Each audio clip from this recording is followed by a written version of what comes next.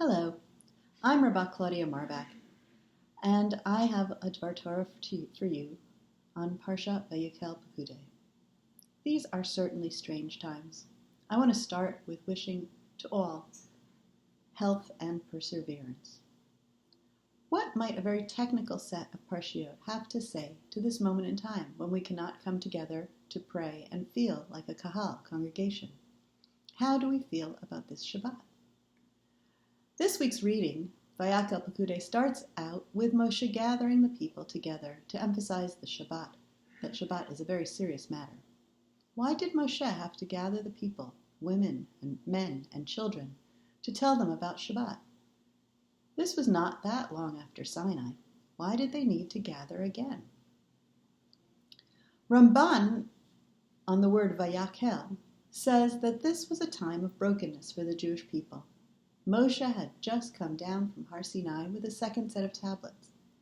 The second set was a replacement for the first ones that he had broken upon seeing Bnei Israel worshiping the golden calf. When Moshe came back down from the mountain, Bnei Israel was surely hoping that his presence meant that God was appeased and that they would be reconciled with the divine. But perhaps they were unsure or afraid of what Moses would say.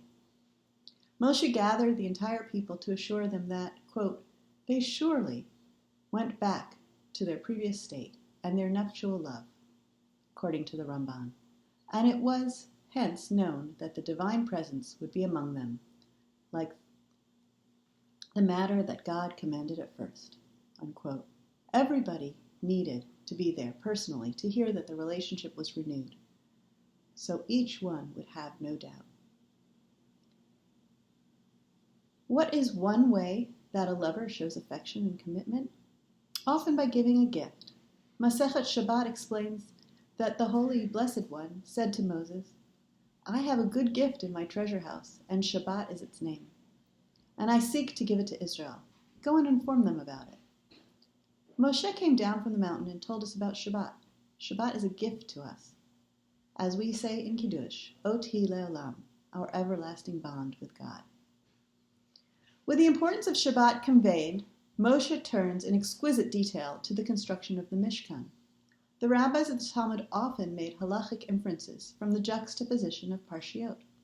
In our case, the rabbis in Masechet Shabbat 49b instituted prohibitions of the 39 avot melacha, categories of work, that we observe on Shabbat, from the types of work needed in the construction of the Mishkan.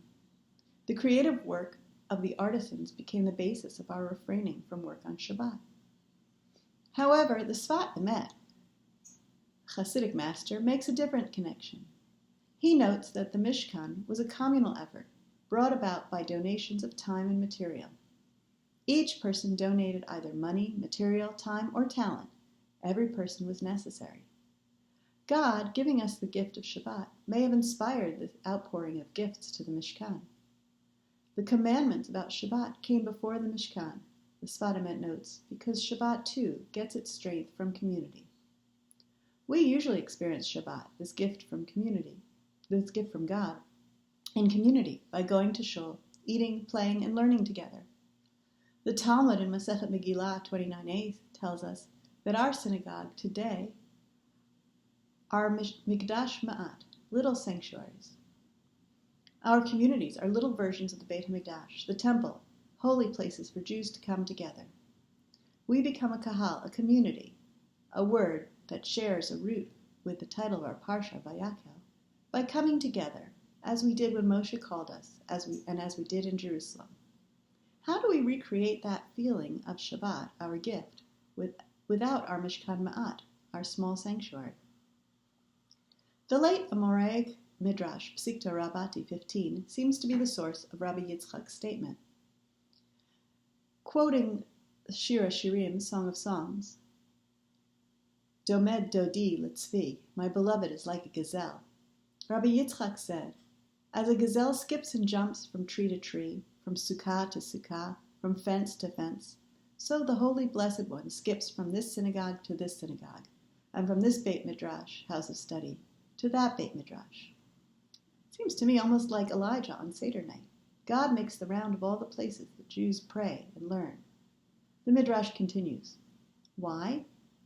In order to bless Israel with merit, as God blessed the one who sat at Alonei Mamre.